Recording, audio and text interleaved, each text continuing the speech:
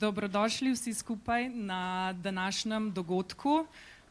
Par besed v slovenščini najprej, ker gre v bistvu za mednarodni dogodek in v sodelovanju z Global Footprint Networkom in naslavlja mednarodno javnost, bo dogodek potekal v angleškem jeziku, tako da bom zdaj preklopila tudi jaz na angleščino. Ladies and gentlemen, distinguished guests, welcome to the Earth Overshoot Day 2023. Throughout the course of this event, we will be privileged to hear from esteemed leaders, experts, and climate champions, all of whom are dedicated to driving a positive change. First, we will hear from the President of the Republike of Slovenije, Nataše Pirc Musar, followed by opening remarks from Bojan Kumer, Slovenia's Minister of Environment, Climate and Energy, and Rosanna Marie Neil, Board Chair from the Global Footprint Network. Now, sharpen your focus, and I hope you catch as many inspiring ideas as possible. Enjoy the event, and Madam President, the floor is yours. Letošnji svetovni dan ekološkega dolga dosegamo 2. avgusta, kar pomeni, da bi človeštvo za udobno življenje rabilo skoraj 2 zemlji.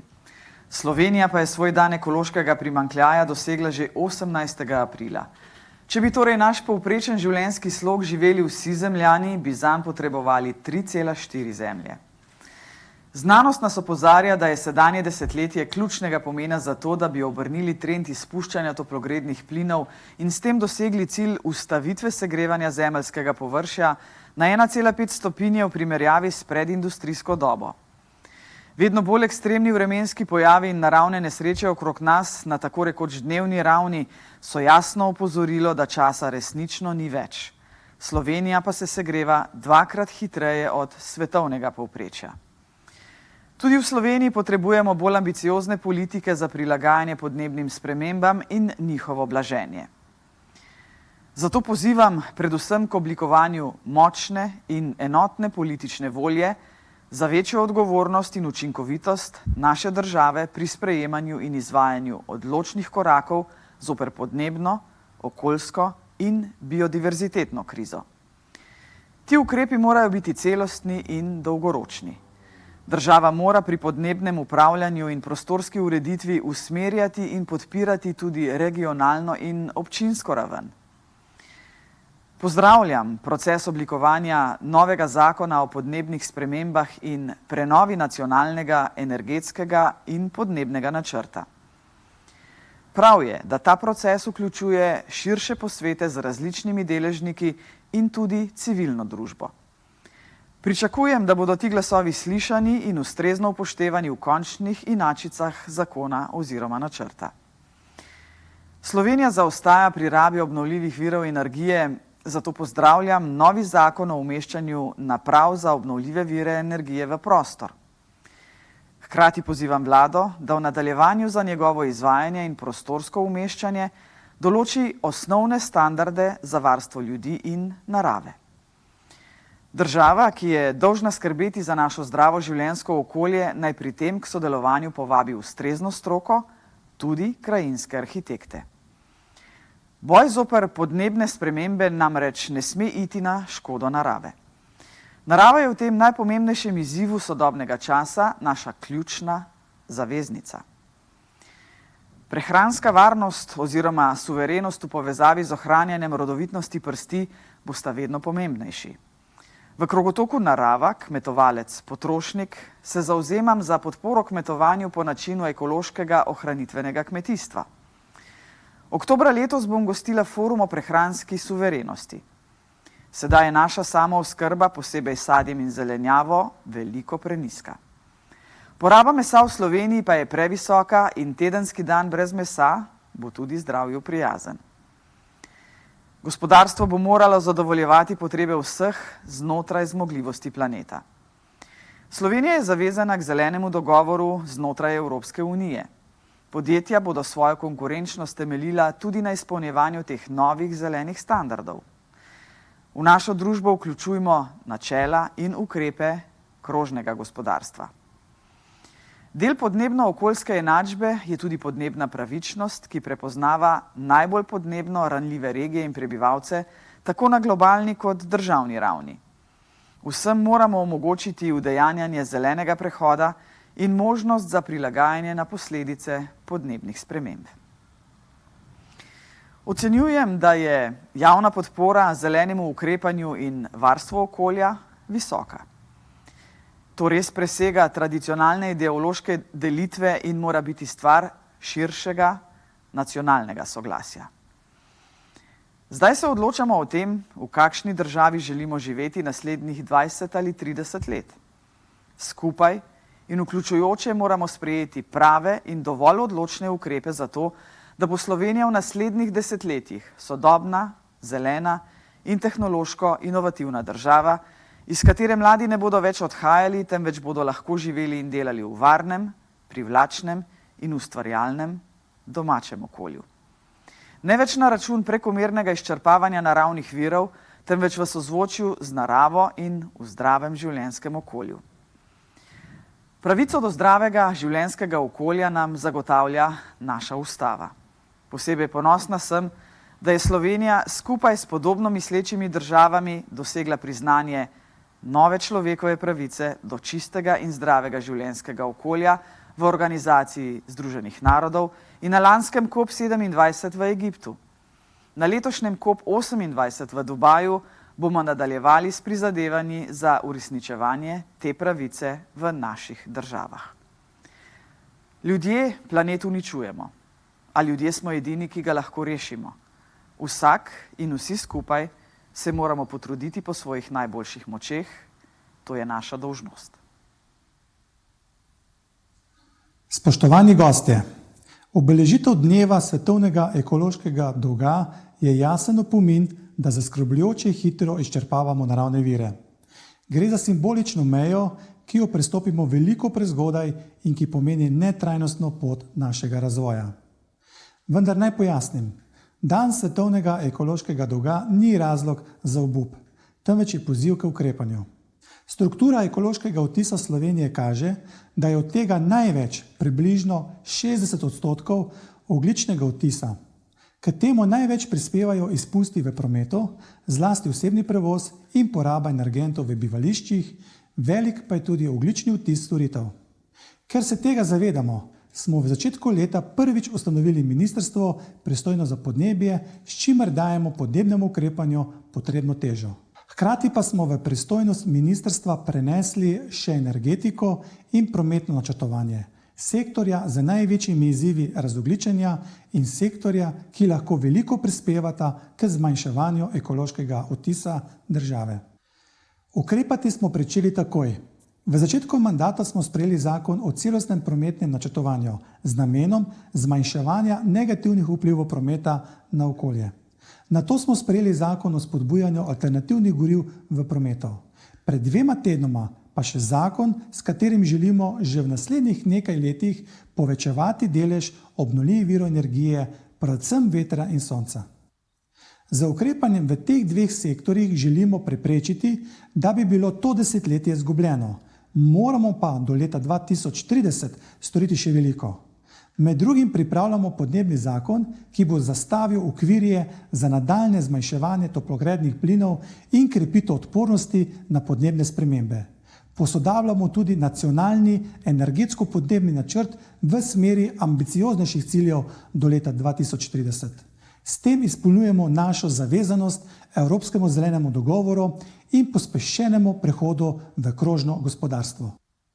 Cilj zmanjševanja ekološkega odtisa je sicer vključen v strategijo razvoja Slovenije do leta 2030 in sicer želimo doseči 20% zmanjšanje v primerjavi z letom 2013. Napredek spremljamo na letni ravni v sklopu nacionalnih razvojnih poročil. Ekološki odtis je vključen tudi v program varstva okolja Republike Slovenije do leta 2030. Rezultati analize pa so predstavljeni v nacionalnem poročilu o stanju okolja. Slovenija je poleg tega uspela ekološki odtis uvrstiti kot priporočeni kazalnik v metodologijo za načrtovanje regionalnega razvoja.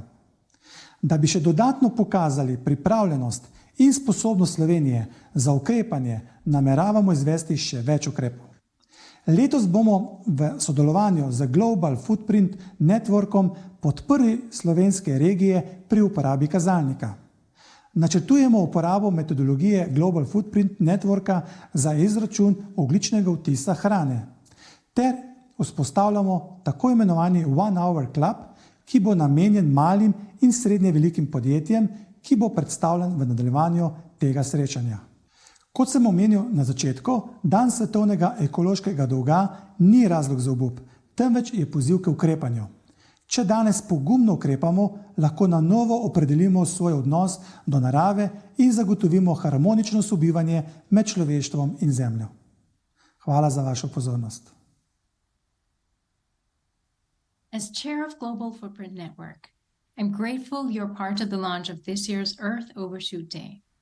It marks the point in the year when our resource consumption exceeds what our planet can replenish this year. Earth Overshoot Day is not simply a statistic. It gives us our context. It reminds us that our future will be shaped by more climate change and resource constraints. Recognizing this fact helps us all, whether we're a household, a city, a company, or a country, to get more prepared and to become far more careful with managing our resource situation. Because everything we do depends on nature. Earth Overshoot Day is a call for a brighter future. We have choices, and we recognize that ending overshoot is in our best interest. There's no benefit in waiting to take action. In fact, there are countless responses to hashtag move the date of Earth Overshoot Day. Thank you, Slovenia, for your leadership. And thank you to our partners for engaging all our communities and inviting them to shift our trends. We are proud to work with you all. Human ingenuity, if applied to this problem, can do wonders. With you, I'm counting on it.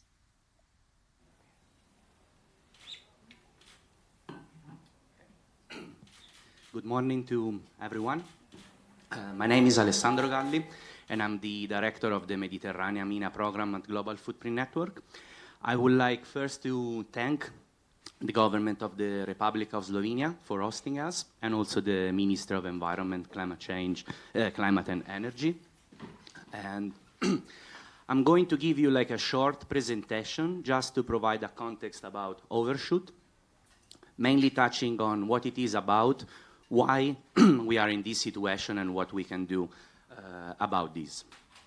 So, as we have heard in the previous intervention, tomorrow is Earth Overshoot Day. What it means is that today is the last day of the year in which we are living out of the ecological budget of the planet. As of tomorrow, we are starting to use the resources of next year.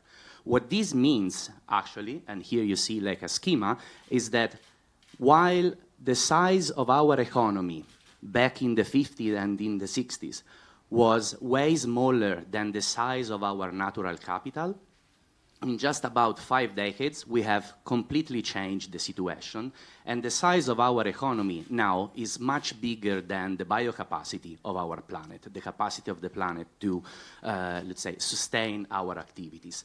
Now, what you see in this schema is not just a qualitative statement, and is actually something that we can measure. Next. So, what you see on the left is actually our Global Footprint Network way of measuring those two, the circles and the boxes that we have seen before. The circle, the capacity of the biosphere, is the green line that you see on the left graph, while the box, the demand, the size of the economy, is our ecological footprint. Over the last 5 decades, we as humans have managed to increase the productivity of our planet. We have managed to produce more resources out of the planet, but we have managed to do so at the expense of an even additional demand on the planet resources. So our ecological footprint, the red line, has increased much faster. And what you see is that since the 70s, we have started to accumulate a debt with our planet. And right now, we ask the equivalent of 1.7 planet worth of resources. Now, we all know that we don't have this 0.7 planet. So what does it mean exactly is that our planet needs about 20 months to regenerate what we use in 12 months. We can go to the next one. So we are able to say so thanks to the ecological footprint methodology. The ecological footprint methodology, we think at it as a sort of balance sheet for the planet, in which we are able to measure what is the competing demand by humans for the capacity of the planet to sustain life, to produce new resources and to sequester the waste that we emit. We can go to the next slide.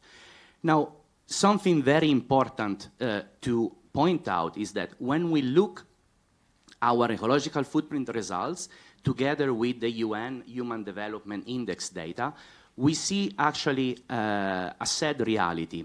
On the left side here, you see the goal of the UN SDGs. So to have everyone thrives within the limits of the planet. But when we look at the footprint trends next to the Human Development Index trends, unfortunately, we see that those who thrive, they are doing that beyond the limits of the planet. And those who stay within the limits of the planet have poor life. So overall, we are failing the overall goal of living well within the limits of the planet. We can go to the next slide. This is just showing the balance in between the human demand and the natural supply, how it has changed globally from 1961 to 2022. And you see that in 2022, most of the countries on the planet are running an ecological deficit. Now, if we go to the next slide, we see more clearly the situation of Slovenia. This we have seen before. If everyone on the planet lived like a Slovenian resident, Earth Overshoot Day will not be tomorrow, but would have been already the 18th of April. But you also see a lot of countries that are next to Slovenia. And these countries are all European countries. Italy, if everyone lived like an Italian, it will be May 15. So what I want to say with this is that the recipe to reduce overshoot may differ country by country, but the root causes of why we are in this overshoot situation is the same across most of the countries. So what it is exactly this root cause? If we go to the next slide, I really much like this study that was published a few years ago, The Great Acceleration by Will Steffen, Johan Rockstrom, and other colleagues. What you see here is a lot of socioeconomic trends and Earth system trends, increase in GDP, increase in energy use, increase in population, but at the same time also deforestation, carbon dioxide emissions, and so on. What you see is that in all these graphs, at one point, you see an exponential growth. This point is around 1950s. And here I would like to, let's say, refer to the words of Barry Commoner, who used to say, something went wrong at the end of World War II. And actually, this something that went wrong, I want to echo what the minister was saying, was exactly a change in the relationship between humans and nature. From that moment in time, we changed completely our approach to nature, and we started to see nature as a resource to be exploited and not like something that we live together. Next slide. So clearly, when we see all these trends, I think the realization that we must come up with, or at least that we come up with, is that we live on a polycrisis. Right now, we are experiencing a lot of different crises at the same time, which are very hard for us to handle. But let's say exiting overshoot, realizing this polycrisis, it means also that the solution will not come with a silver bullet. We will not have a single solution that fixes the problem, but we will have to go through a series of changes that will altogether help us move out of overshoot. This is a website that we have created, Power of Possibility, in which you can see all different activities from putting like a carbon tax to scaling up the ambition of the EU Green Deal to the entire world, reduce food waste, and so on. All of these activities, they contribute to postpone the overshoot day, but no one alone solved the problem. So we need a lot of actions, but at the same time, next slide, we also need what I would say a societal transition. We need really to rethink what is the ultimate goal of our societies. I know in science we should never put trends together and assume that there is a connection or a link, a consequence between the two. But I found these two graphs next to each other quite shocking, because on the left you see the usual, we have seen before, footprint and biocapacity trends.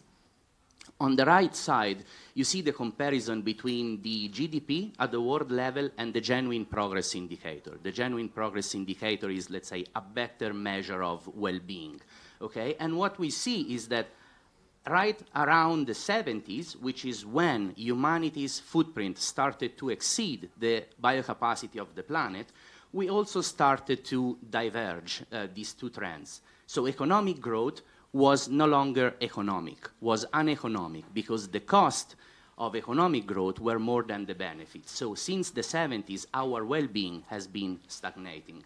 So this really means that we need to not only take some, let's say, easy fix, but we also need to start rethinking our approach to society and to what is the ultimate goal of society. Next slide. This is, I don't know how many of you have heard of this, because unfortunately it was not too much in the news, but there was a big conference in May organized at the request of 10-15 members of the European Parliament, the Beyond Growth Conference, and this is the letter that was sent, the introductory statement from President Ursula von der Leyen. I don't know if you click next, maybe there is a yellow highlights that comes in. No, so if you can just go back 1 second. If you read the last paragraph, there is something that says a growth-centered model, a growth model centered on fossil fuel is simply obsolete. So really, there is a call for shifting the goal of our society towards well-being and not towards growth. Final slide, and I come to the conclusion. I would like to refer back to what the minister also mentioned. Slovenia indeed is a country who has recognized these problems and is actually set as an ambition in its development strategy and also in the National Environmental Protection Program to reduce the ecological footprint of the country by 20% by 2030.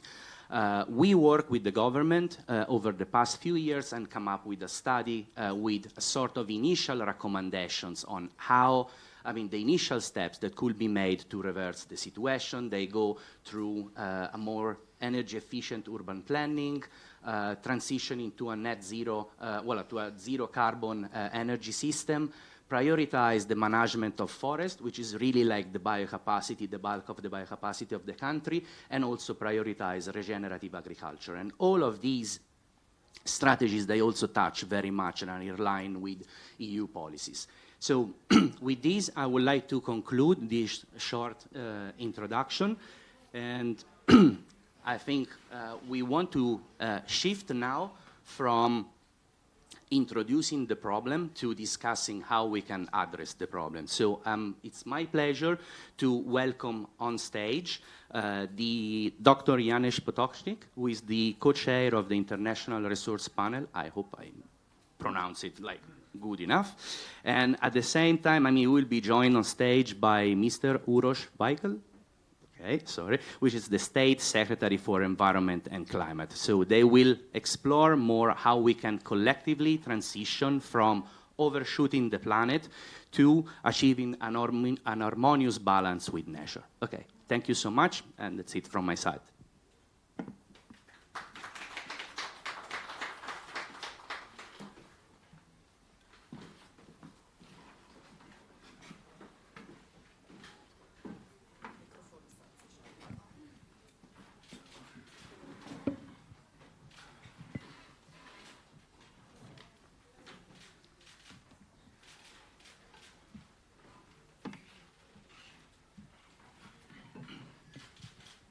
Okay, so indeed it's a pleasure and honor to be sitting here with Dr. Janez Potočnik, the co-chair of the International Resource Panel. who's been dealing with resource efficiency, circular economy, sustainability in one way or another in so many different positions and so many different roles. So I would like to start off our debate by asking you, what are your feelings today on the eve of this Earth Overshoot Day? What thoughts do you have? What messages could you convey to us? Hvala Uroš in najprej lep dober dan vsem skupaj. Good day to everybody. It's a real pleasure to be here, in particular to sit together with Uroš because we have a long history together. And what is the feeling when we talk about Earth Overshoot Day? Actually, I'm somehow waiting for next storm overshoot because it's coming today. If somebody thinks that those things are not connected, it's a bit living on another planet. So it's pretty frightening as what we are seeing today happening around us. And it's a bit frightening also to listen that the response is more in preparedness and mitigation than actually in how we would prevent it. So I think it's really essential that we start discussing those things. But when we discuss the Earth Overshoot Day or planetary boundaries concept or safe operating space, by the way, they are all telling us the same story. They are telling us the story that the biocapacity of the planet is lower than actually what we are together using, consuming.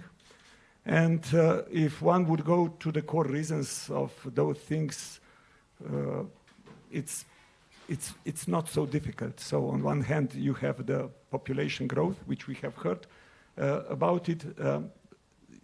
I don't know if you are aware when the limits to growth from Club of Rome were released, that was 1972, the planet population was 3.8.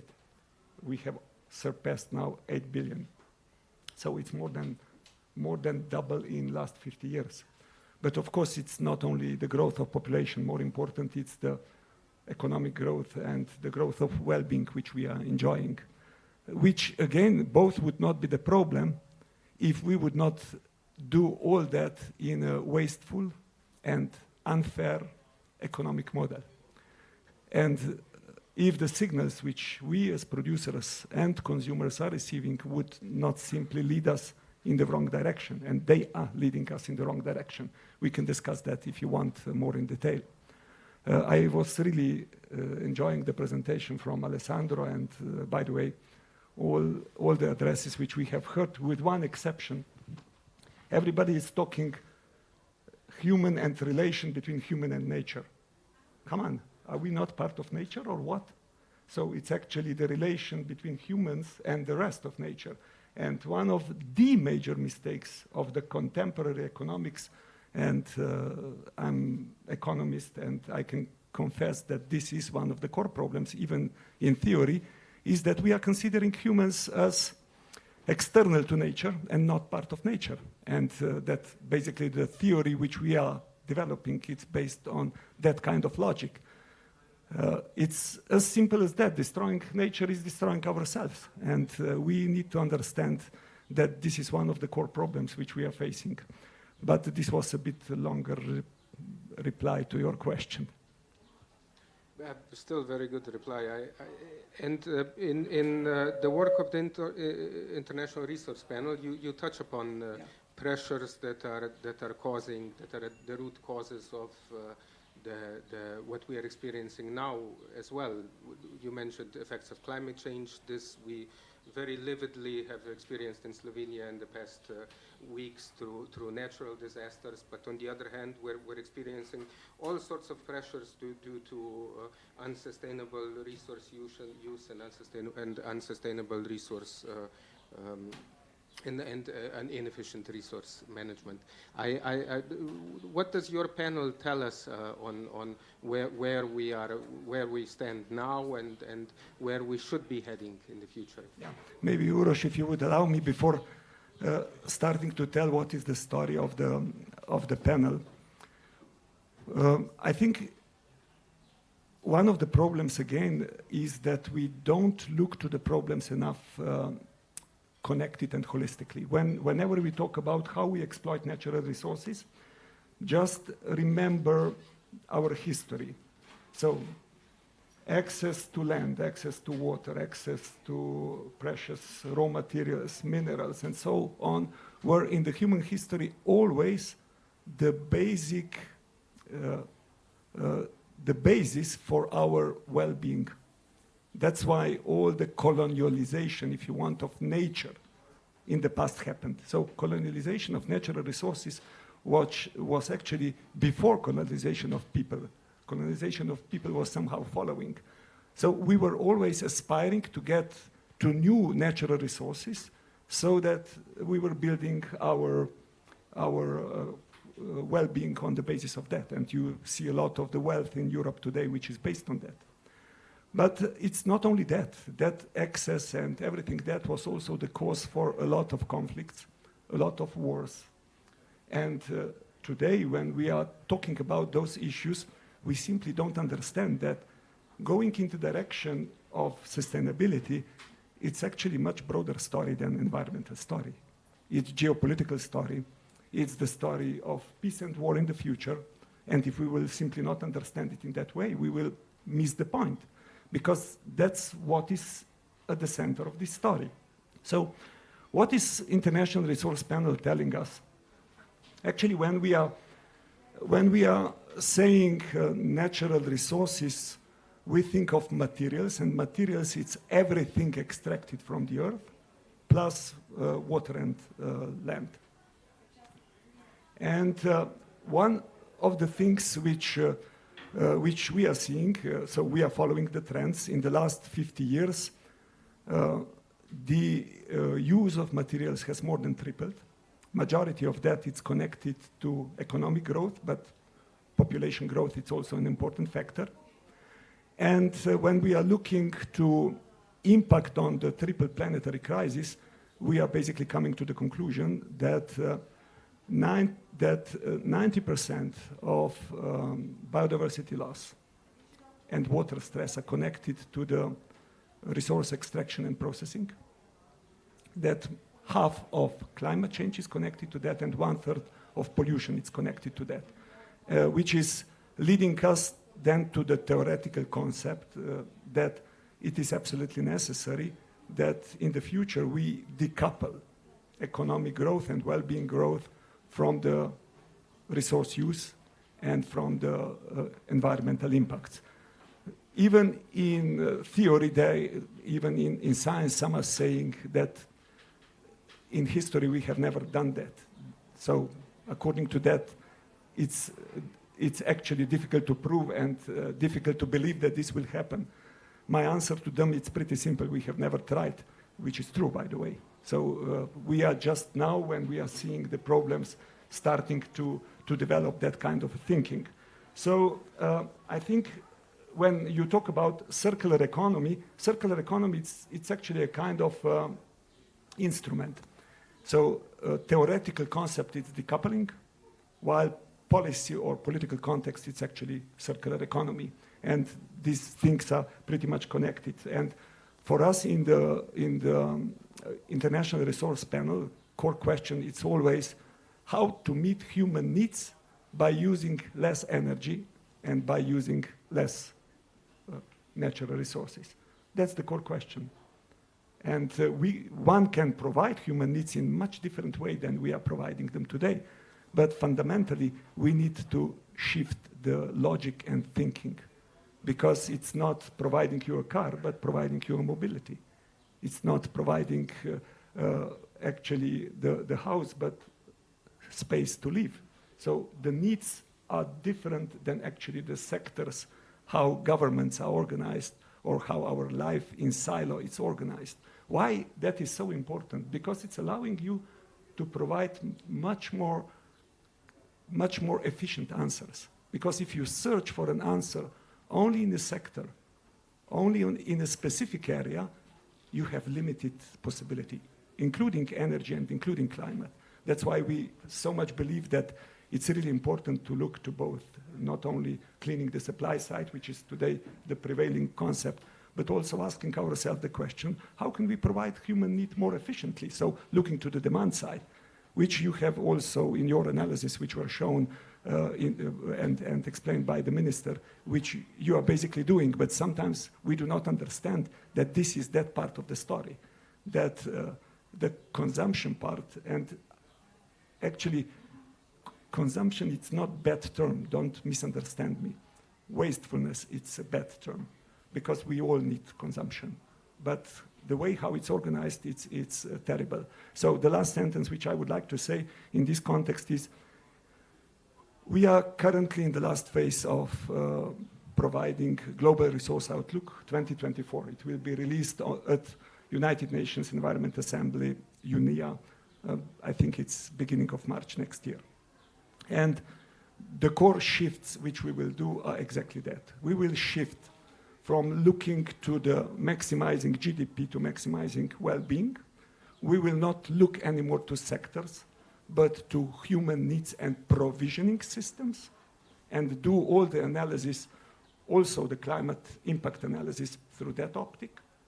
And we will definitely look more not only to the supply side, which is today prevailing, but integrating also the demand side, the consumption side. Why? Because if we, as high-income countries, will not look into the mirror and ask ourselves who is actually overshooting planetary boundaries, who is in this overshoot day overshooting it earlier than others, and ask ourselves then the question, what can we do that we would move up to that ladder? Then we are simply not honest. And it is essential, since you need a global movement, if you want to change the climate question and address it, it's essential to keep Global South on board. And you will not keep Global South on board by not looking into the mirror and asking yourself also the questions why we are overshooting and what we will do ourselves that this will become better than it is.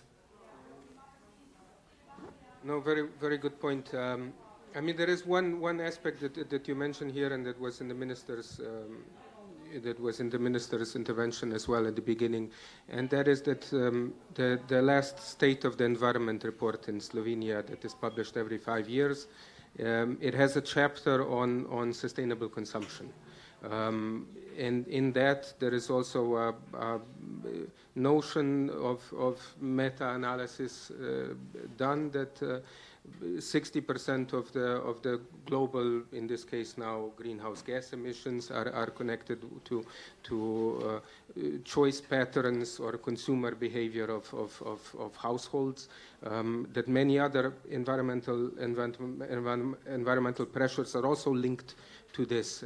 We usually tend to attribute environmental pressures to different sectors. So in the sense of production, in the sense of where a good is produced, the way it's transported, where it's stored, and then when it's brought into the household and used, and then maybe disposed of, and with and additional environmental pressures coming out there. There is a role that individuals can make with their consumer choices on influencing these environmental pressures. I would not like to put the responsibility on consumers. It's not the responsibility of consumers to change patterns. However, an increased awareness from their side can also help to make more sustainable all of the processes that have led towards this consumption. What is your opinion?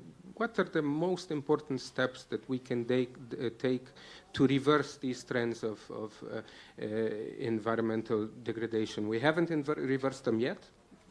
What is the biggest obstacle to do this, and what are the most priority steps that we should take in order to...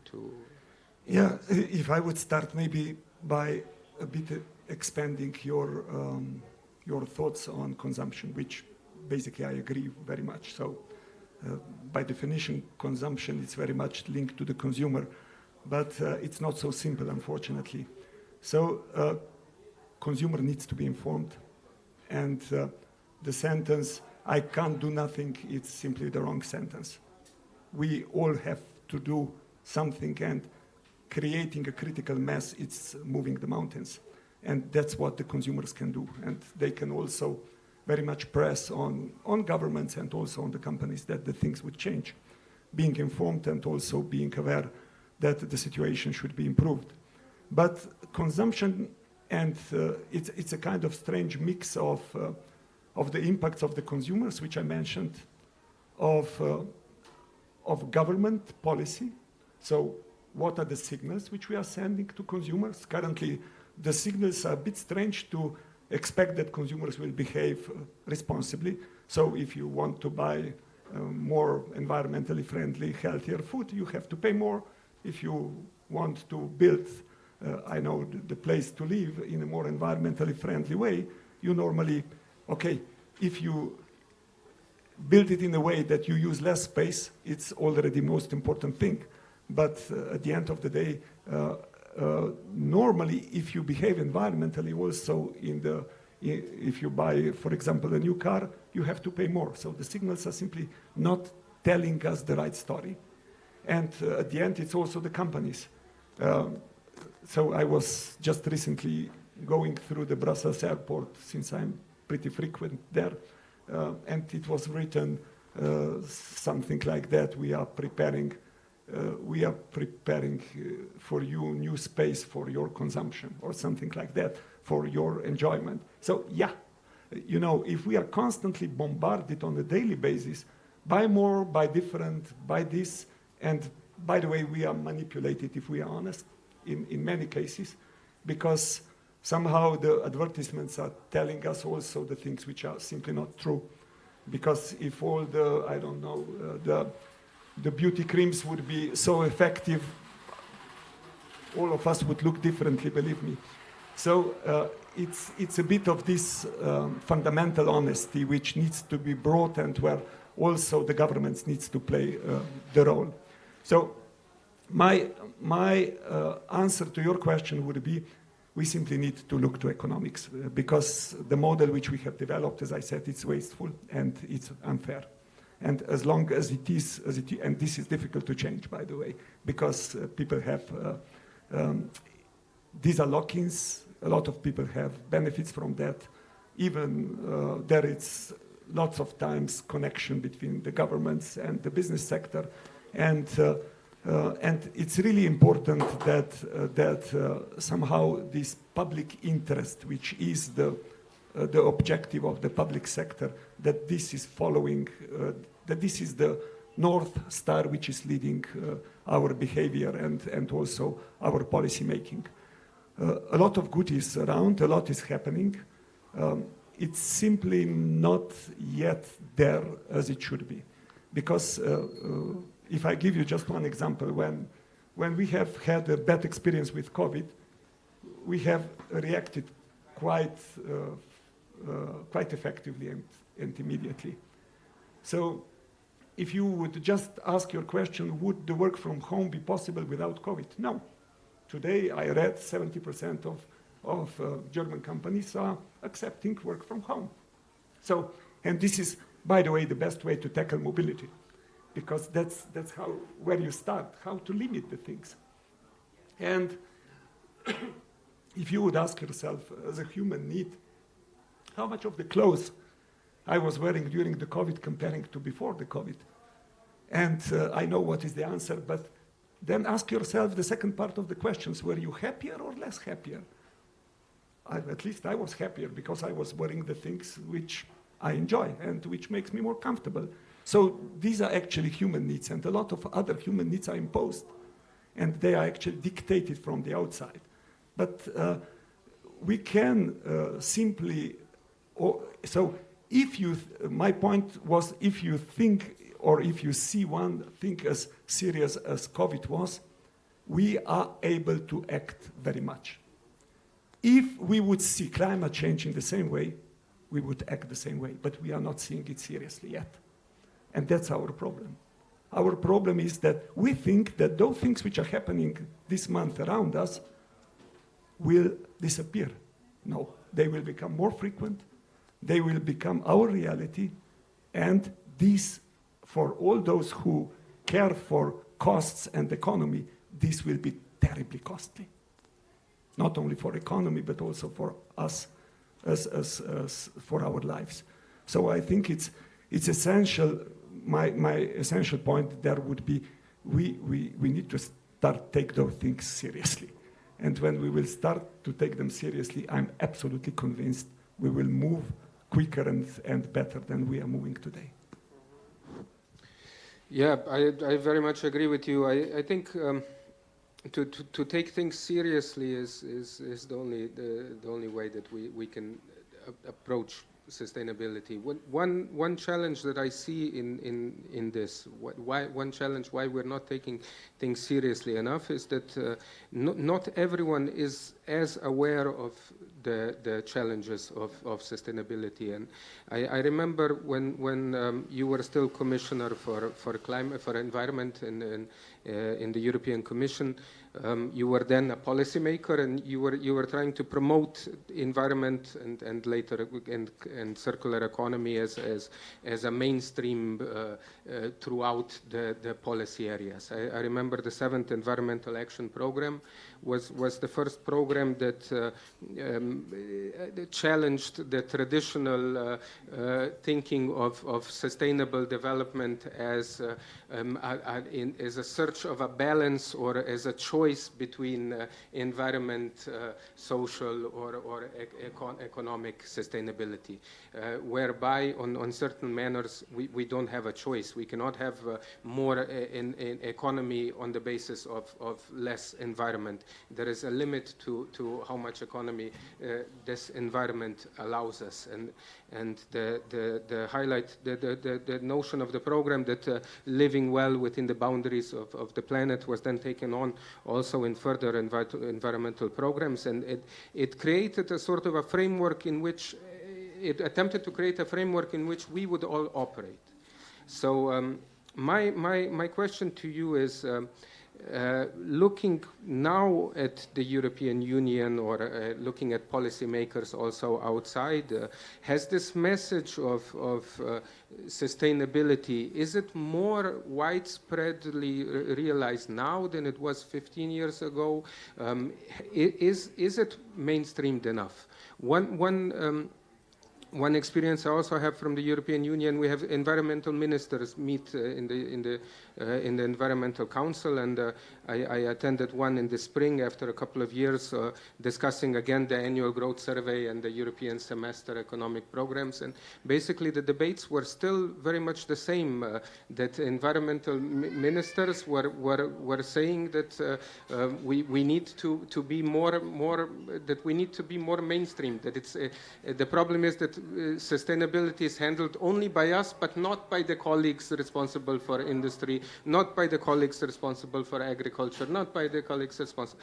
And this also sometimes is something that you feel as a policymaker in the field of environment, that you are taking care of the negative results, but you are not responsible for the root cause. But is the situation now? Is it better than it was 15 years ago? Is it like it should be? The answer to your two questions, on the first, it's more accepted, yes. Is it enough mainstreamed? No. So the things are definitely moving in the right direction, and I think that the European Green Deal was a kind of breakthrough document. It is. I could not imagine European Green Deal during my term, to be frank. So the situation moved ahead, and I think this is very much positive. And as you are saying, if you are environment minister, you are responsible for all the problems, but the solutions are more or less in the hands of your colleagues. So you need to be a good friend with many, and you need to step into their shoes many times and try to persuade them that it's actually also their story. and that your interests very much coincide, but maybe you don't see it, maybe they don't see it that way. But just to share with you the top 10 risks which were identified by World Economic Forum this year. And this was done on the basis of asking the core business people, and there are actually 2 years perspective and 10 years perspective. Now listen to their responses in 10 years perspective. First, failure to mitigate climate change. Second, failure of climate change adaptation. Third, natural disasters and extreme weather events. Fourth, biodiversity loss and ecosystem collapse. 5, large-scale involuntary migration, which is, by the way, also the consequence of those things. And 6, natural resource crisis. This is business sector, come on. So anybody who will tell me that they do not understand, it's simply pretending, yeah, there are short-term interests which goes against longer-term behavior, and that it's a pretty much unfortunate situation that we are always hearing from the business sector. The loud ones are those who are losing, while those who are gaining are not really loud because they are gaining and they are pretty much comfortable with the situation. So it is in economic interest that this environmental or sustainability transition would happen, full stop. It is in economic interest. Because because many today are talking about limits to growth and so on, but not taking environmental transition or sustainability transition into consideration, it's actually the clearest way to limit economic development in the future. So it's, you just have to see the things right. But let me conclude with, I was just last week seeing, or a week before seeing, everybody who is from this region will remember Alan Ford, and we were all following it during our days. And there was a quote which is nicely explaining where our economy today is and where actually also the capitalistic system which is around is. So the quote goes something like that: it is not difficult to drive without the brakes, it's difficult to stop. So that's our problem. We are driving without brakes, and it will be difficult to stop. So we need to start thinking how we put a bit of the brakes and align this kind of... So you need to understand that economy as a science and also in practice was not established that humans would serve economy, but that economy would serve humans. And we need to set the order right. And that's where the things start, and that's where the things end. And I think it's really important that we switch from this wasteful economic model, which is sometimes still subsidized and supported, to a kind of more regenerative and more innovative ways of solution seeking, that we start thinking from concepts which are based on we need car to concepts, we need mobility. You don't need chair, you need to sit. You don't need, I don't know, pesticides, you need healthy plants. You don't need refrigerator, you need cool and fresh food. So, and one can continue. So this is basically looking through the human to the economy, and then ask yourself, what are the solutions? How can I provide that in most resource and energy efficient way? And if you would think that way, then also energy transition, which in particular your sector needs to deal with, will be much easier, because you will not be forced to think about biofuel solutions or solutions which are how to hide carbon dioxide, and because the problems will be easier to manage. And I think these are essential things, and this will not have effect only on the faster climate solutions, but also on all over story of biodiversity pollution. And don't misunderstand. Environmental and social transition will go hand in hand, or there will be no environmental transition. Because only things which are socially acceptable are acceptable. And it's essential that we start tackling also not only how we produce the wealth, but also look to the question of how it is distributed. And these are essential things which are in front of us, not easy, but where there is a will, there is a way. So. Yes, thank you very much. Going back to the break, it's not a question of whether we will stop or not. We will stop. So it's better that we find the break and stop ourselves when we want to and how we want to. I thank you very much for this discussion. And well, we're going on further on with the program. Before moving on to the next session, interactive session, which will explore the power of possibility to move the date. We will hear a special message from Ms. Razan Al Mubarak, UN Climate Change High-Level Champion and President of the International Union for Conservation of Nature.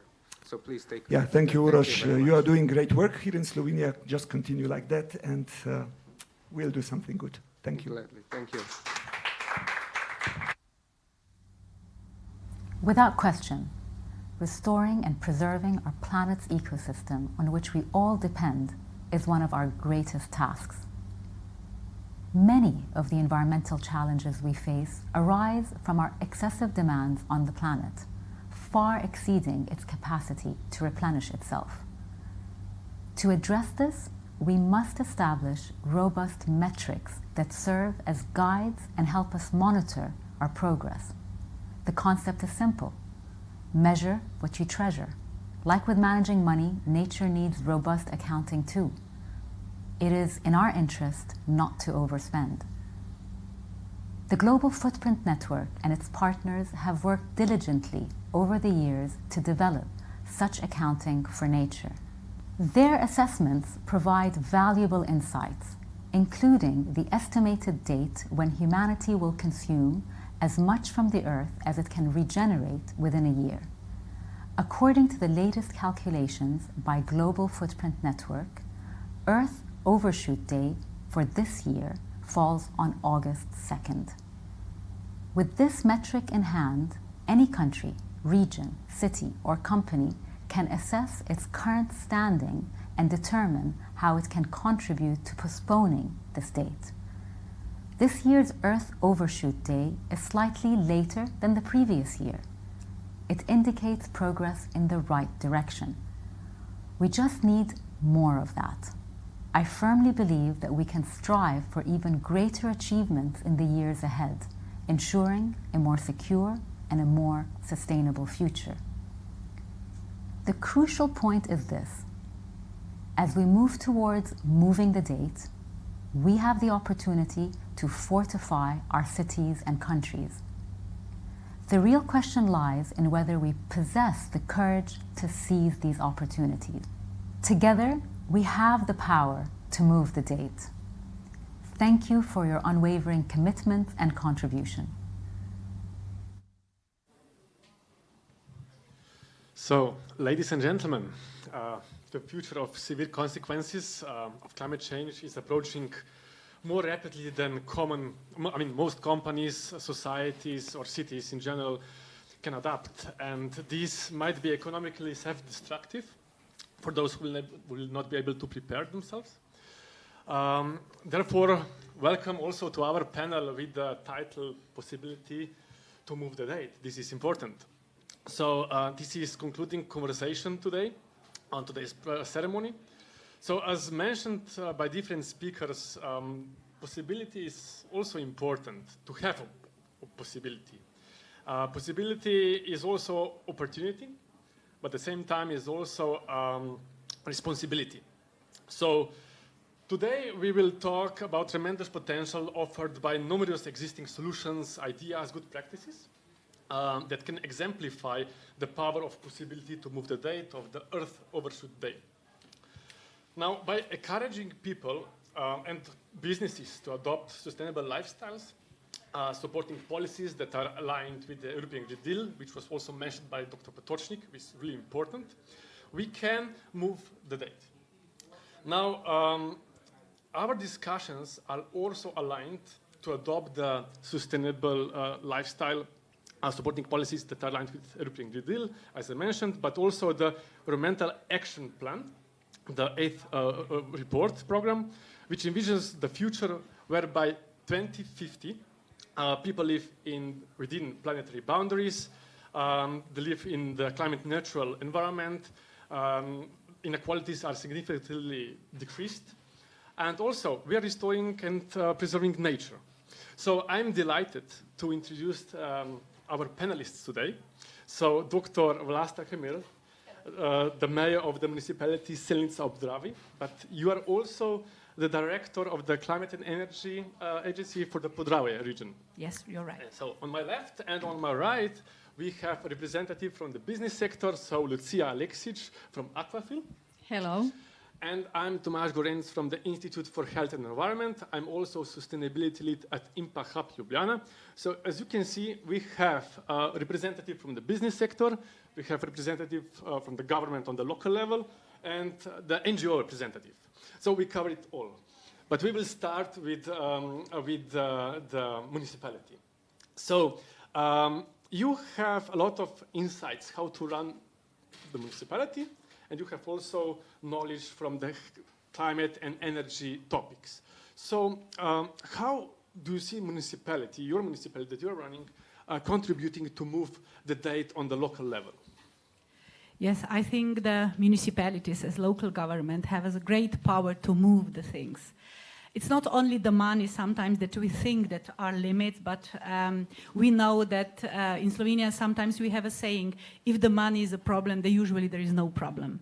So our municipality said that we would like to be the healthiest municipality in Slovenia, but the healthiest mean not only people to be healthy, but they have to live in healthy environment. So all our action plans are set in a way that, yes, we would like to have a natural-based solution and to, at the same time, make the awareness of the people living in our municipality that going towards the climate neutrality and sustainable living is the only way that we can really live and enjoy our life and also in our nice and green environment. So our municipality is a small one, only 4,600, and we are a green municipality. But still, we consume a lot of different resources, energy, and others, and our CO2 footprint is quite high. So this is when we said, yes, we have an idea we need new kindergarten because we are happy that we have more and more kids, and we like the kids to live in nice kindergarten, but at the same, we care about their future. So this is why we decided really to build new sustainable, zero emission, environmental friendly, in the frame of circular economy kindergarten. And this kindergarten is already on the way, and it will be, the children will move in this new wooden sustainable build with Slovenian wood, with innovative Slovenian companies' ideas, bring all these regional actors together. And I think that the results are already seen, but the most of them will be seen next spring.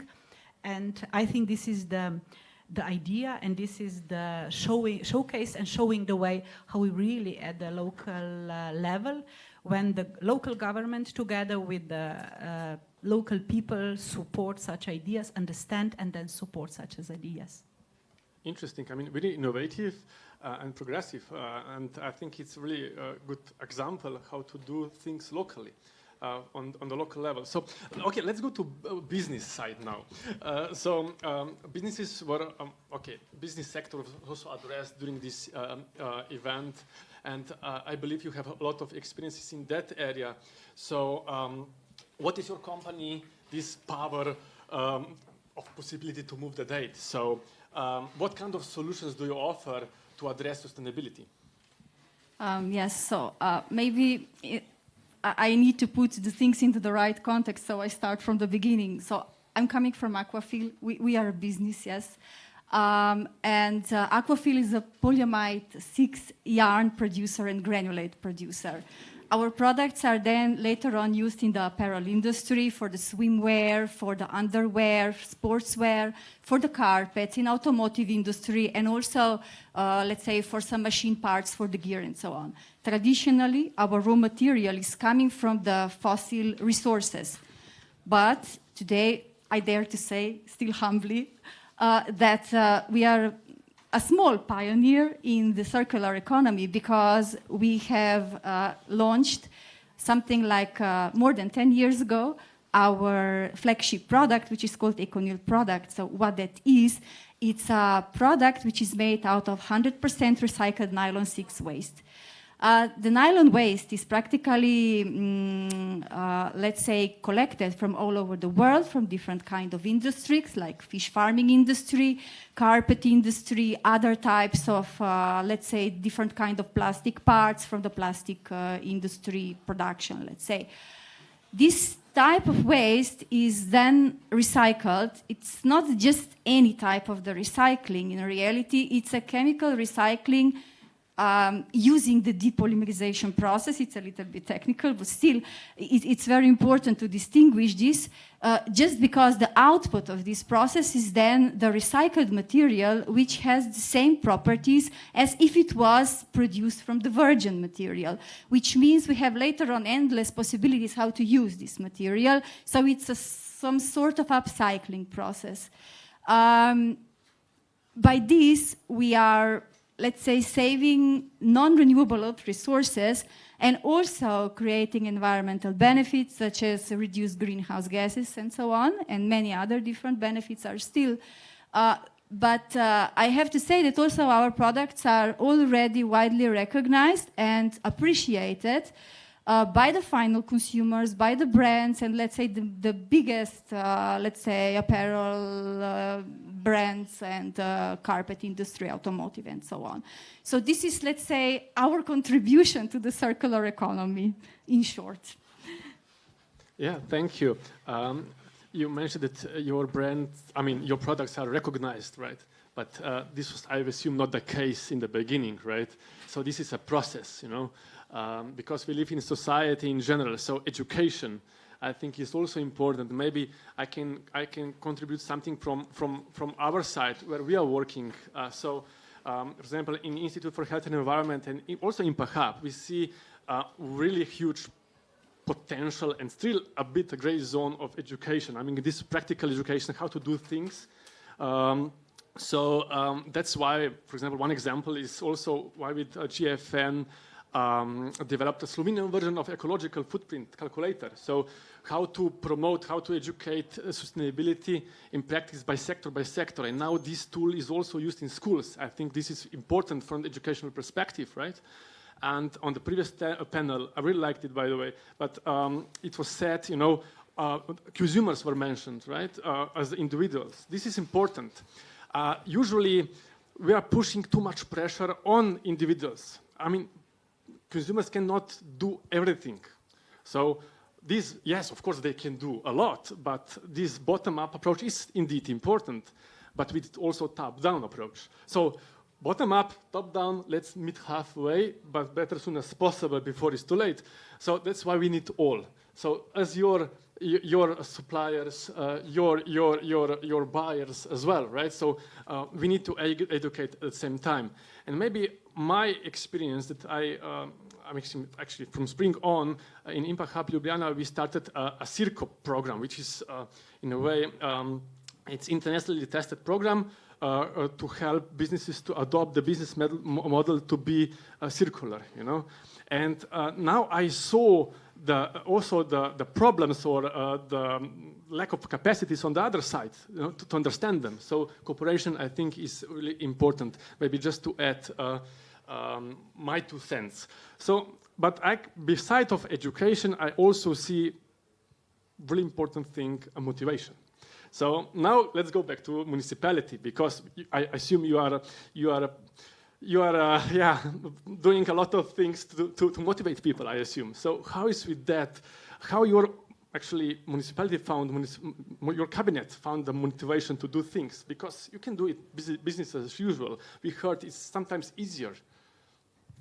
Yeah, you're right. It is easier, but I think explaining, talking to people, because we all know that it was a little bit more expensive to build a very sustainable way, even in really circular way with regional companies, but still it's true, it's around 10% more expensive than it was classical built kindergarten.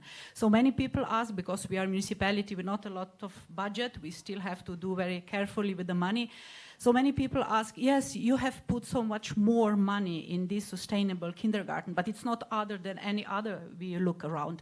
So I took, and the whole our administration took this opportunity to show to people, we are showing this to the media, we are putting this in our newspaper, local newspaper.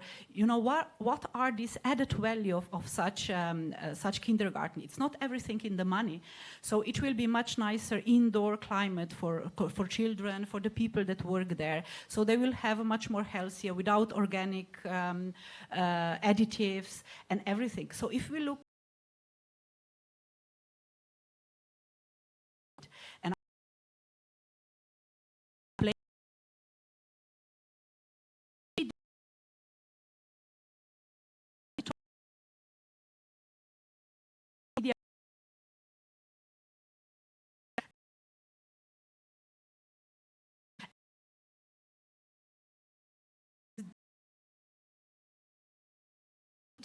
happy, and we are always, when we are passing by, you know, people are quite proud and say, oh, this is our new and nice wooden kindergarten, you know, the regional company is building it, so they are also good company, they are doing their sustainable production. And so I think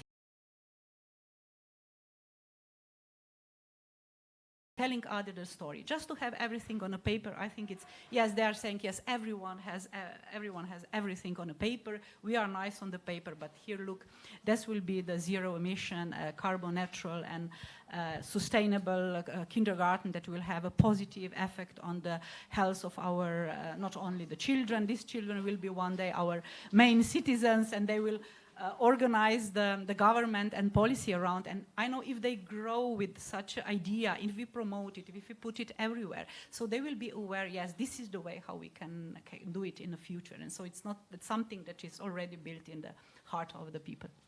Interesting.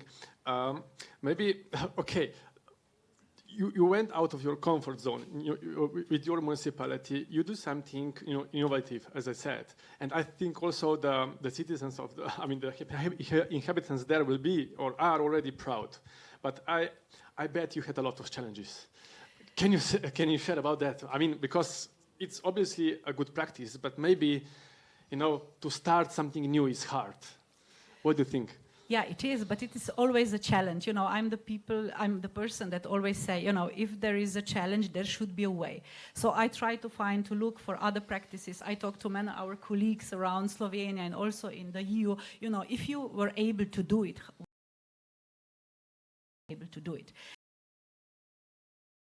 always lack of there, but still.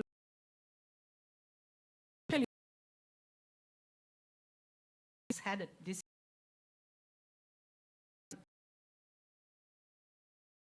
only this year. So if I'm now able to put the million in repairing the nature, the roads, helping people, so, and then if I have a knowledge and the possibility to put this million in mitigate this or even to adapt to some changes, so I think there is the challenge that I took as a person, and also when I explain it well to our municipal councillors, to our people, I think there is really difficult to not to do it. But also in a personal way, you should be convinced, I'm convinced by myself, that going in the carbon natural way is the only way that we as a human beings can survive. And I always give to my citizens, if they are a little bit, you know, this is maybe only somewhere, you know, someone is doing someone to us. I tell them, look, we have, only the 40 minutes of rain in this May destroyed 3 kilometers of roads. And this is not happening only this May. This will happen and already did in July, in the beginning of July. It will happen in November. It will happen next year in February, March, and all the time. So do you need anything else to believe it, to see it? And I think people are aware because they see these consequences and they influence really their everyday life. They were not able to go to work, they were not able to go to school. So now they understand this is not something that is just me and some people that are fan of green future are talking. So I think now is the time, the reality is showing us already the consequences. And let's put together our emotions, our idea that we would like to have the life for me another 30, 50, 100 years, and also for my children and grandchildren to be, to have a childhood as I had when I was young. So, and if you promote this all the time, there are less and less people opposite. But I think as we all know Gauss curve, there are always 10% there and 10% on the other side. So I do for this 80%, and we together, I think we can move the hills. Very inspiring. So maybe, Lucia, on the other side, right, you're looking forward, of course. As a company, you're also innovative, and you have some interesting solutions that are becoming a mainstream, let's say. But what are maybe your plans that you have in your company, from the sustainability perspective? Or maybe you can also say something about your insights. Are you measuring ecological footprint or a carbon footprint or something like that, Because sometimes companies, they don't want to do that. They're not, you are going out of comfort zone. So how is that with your company? So maybe I start from the last question. So measuring carbon footprint. Yes, of course, we are measuring our carbon footprint of the company, maybe for the start, for over a decade now. And of course, we are also trying and we are reducing our footprint over the years. Of our company in Slovenia, but also, let's say, as a group, on a group level. But more importantly, we are measuring carbon footprint also for our products, and especially it is important to measure for our EcoNil products. And we have published several environmental product declarations that are basically third-party verified LCAs with the main information about the greenhouse gas emissions. This is like the main information that we are focused on when we are communicating the benefits of our products, and our partners appreciate very much this information just because they are able then to simulate what are the benefits of their own end product which they are placing on the market if they are using our products. So I would say it's an essential information for us. And to be very honest, when you're working or when you're dealing with the recycling activities, it is only fair to do this kind of analysis because it needs to have some kind of environmental benefits. It is something that is a must, let's say, of this kind of activities. Then the plans for our future. In a very simple words, we want to do better every day. Of course, we can do better in the scope of our activities. Like we are a small piece in a big puzzle, let's say. And to be very honest, in the last decades, there has been a lot of negative things said about the plastic. Because, to be very honest, nylon 6 is a plastic product. But then again, we wanted to do better. We've created our EcoNil products, the range of products which are made out of recycled nylon. But we don't stop here. What we are trying to do now is we are trying to help our partners, customers, to design the products in a way that they would be easily recyclable. We are trying to help with our partners to establish take-back schemes and so on, this kind of activities. We are trying to expand our activities in this way and trying to, let's say, to have a role also downstream and upstream in the value chain. So hopefully we will move on in this direction in an efficient way and let's say, increase our contribution in the future. It's really nice to hear, and of course, good luck with that. Thank you. I can see some parallels, I think the policy framework is really important, Also, as mentioned before, what are the signals that we are giving to society in general, What are we what are we promoting, what we are not promoting. This is really important. And maybe just to conclude this panel right now,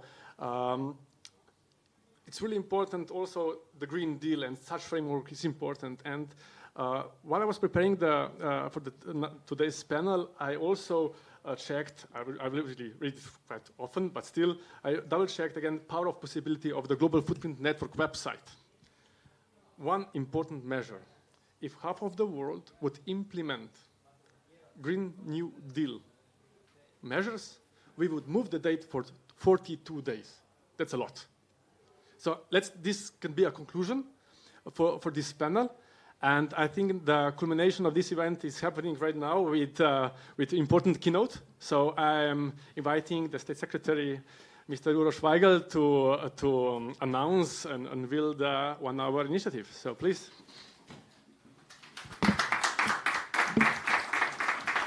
Thank you very much.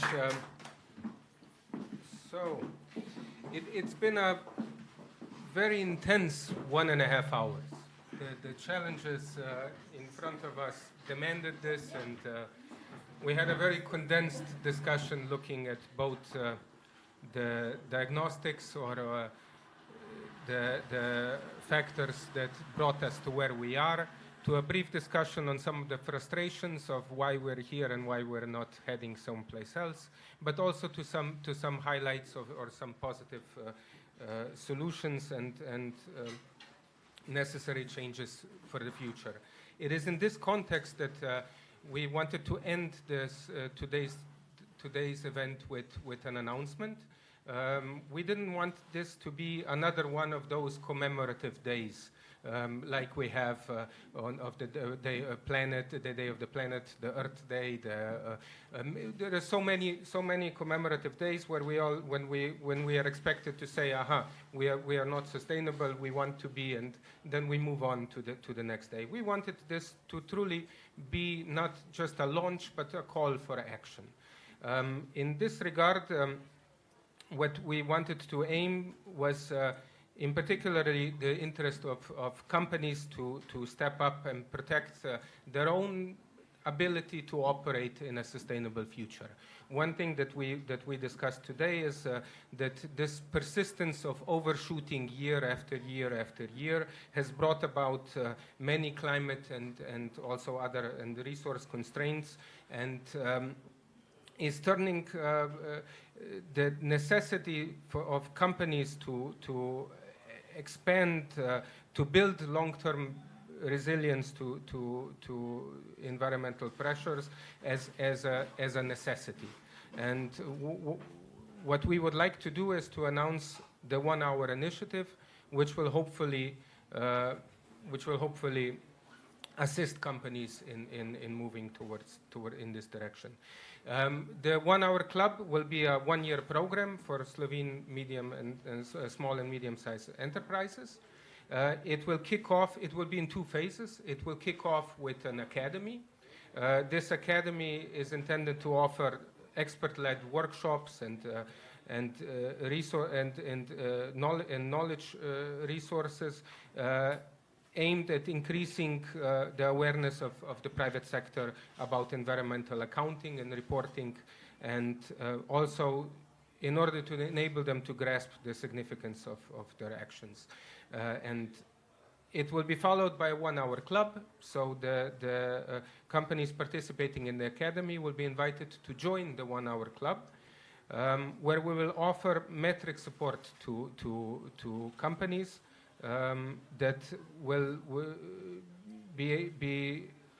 undertake an ecological footprint assessment, making sure that they will be able to both understand and also to prove the improvement that they have done within a year's time. So starting off at the academy with workshops and discussions, we hope that they will be able to conceive some measures that they will take in order to reduce their their environmental footprint. This environmental footprint will be measured in order to provide for a sturdy result. The 1 hour tag that we attach to this refers to the ambition that we hope to gather enough projects and enough companies to collectively move the Earth Overshoot Day by 1 hour in the right direction rather than the wrong one. And at the end of this year, we hope to be celebrating some champions of sustainability from this. But perhaps even more important than celebrating the champions is to have this exchange of practices and experiences that can then be also followed by others.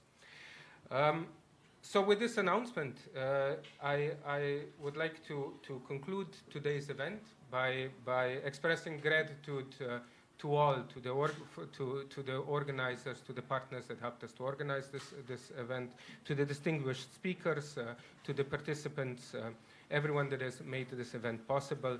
I think your dedication to environmental stewardship and environmental action is commendable, and we look forward to continuing this journey with you.